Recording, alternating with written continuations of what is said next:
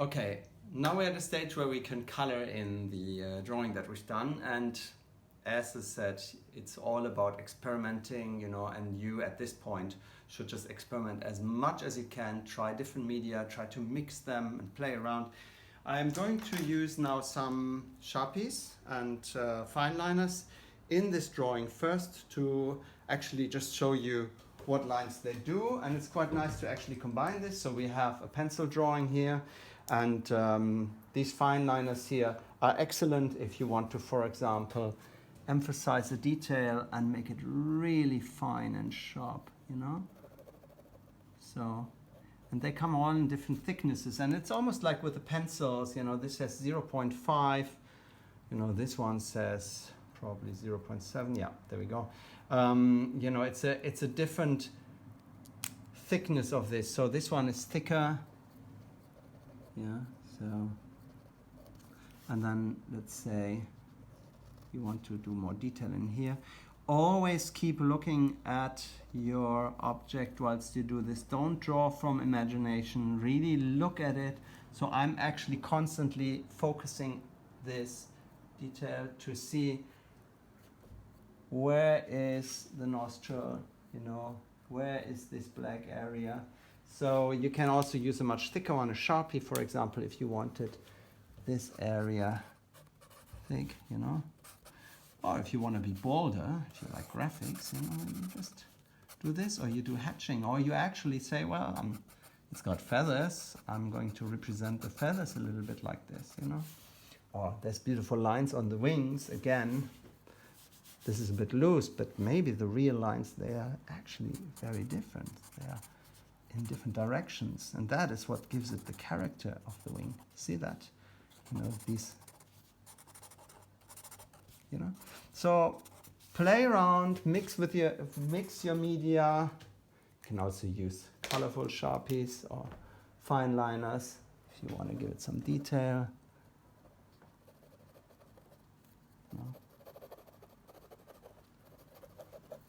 And of course, you can also introduce colors that are not even in the actual object, because after all, it's your artwork. It's always very interesting when you say, okay, I'm going to replace a medium shade of, let's say, brown or something, and I'm going to make it bright blue.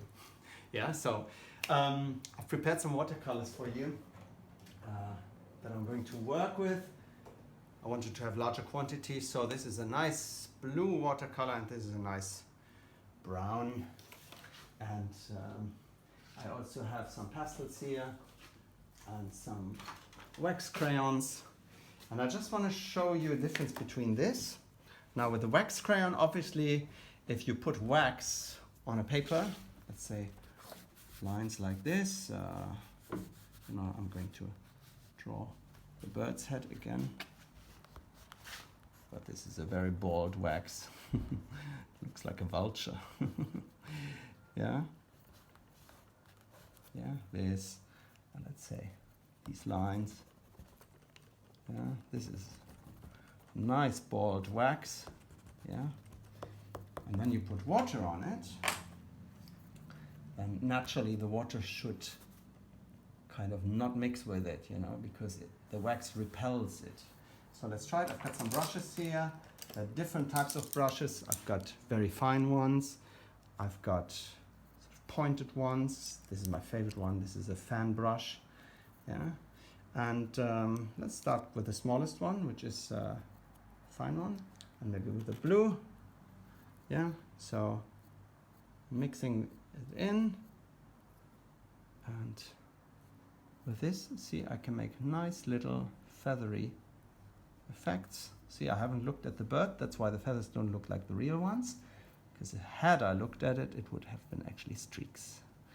So, yeah, and you can mix it. When you work with watercolor, you should always prepare two things. First of all, you should have water, so that you can clean your brush, because after doing this, I need to clean it to move on to a next color. Yeah, which is this one. Yeah.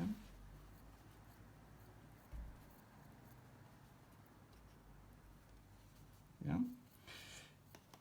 So, and the other thing you also need, because most likely you will have disasters happening and you are worried about your clothes, you should have paper.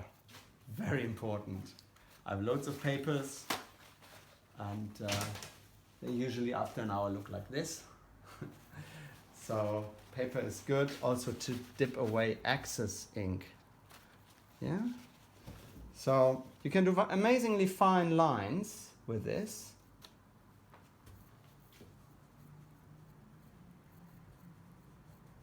Yeah. Oh, you say, well, in fact, this is not really my type of brush. I don't like that. You wash it, you dry it. Don't leave them uncleaned, because they will dry up, especially if you use other paints like acrylic paints, and then you can throw them away because they don't wash out. Let's use, for example, one like this. See? So with this you can make amazing lines. You can make very thin lines. Or if you hold it sideways, you can make very broad lines. Or if you use it sweeping, you create all these beautiful things. Yeah? And what happens if I go over my wax? See what happens? It will repel. See this? The color will stand really beautifully out against the colored background. And that will not happen if I use any other thing than wax. So if you know you want colorful lines in the background, you can use a wax crayon. Say you have already done your drawing and you've created a dark background and it's completely dried up, and you say, I wished I had put an orange line here, you know. Then you use your oil pastels.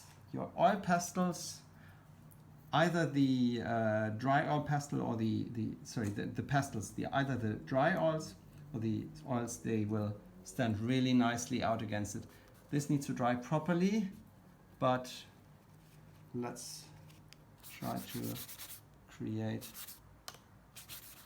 a surface, give it a moment to dry. If I was now to put this on, it should really dry first, but if I put this on, it stands out quite well.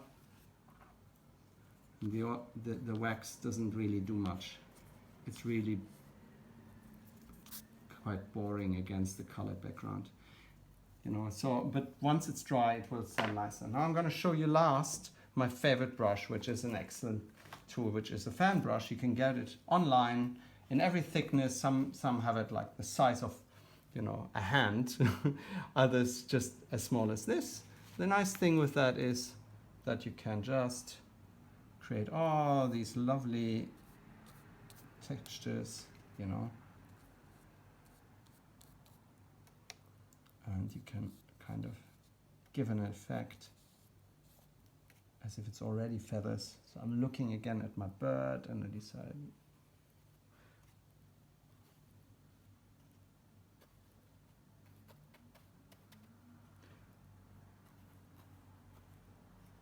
yeah, so that's quite an amazing tool. I can clean the brush, of course, and dry it and then go back to the next color. Or I don't clean it and I accept that the colors will be messed up. I say, well, in fact, I'm quite happy with that.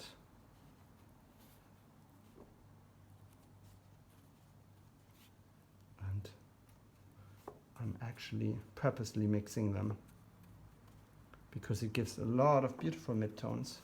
I'm only working with 2 colors here, yeah? But obviously the more colors you use, the more midtones you will have in the end, yeah? And this might be your final result. You say, okay, done with this. I'm quite happy with this drawing. I don't want to add more because I've kind of represented what I wanted and I don't want to show the feet or the other wing. It's just to give an idea of the fluffiness of the feathers or something, yeah? So much for the use of color.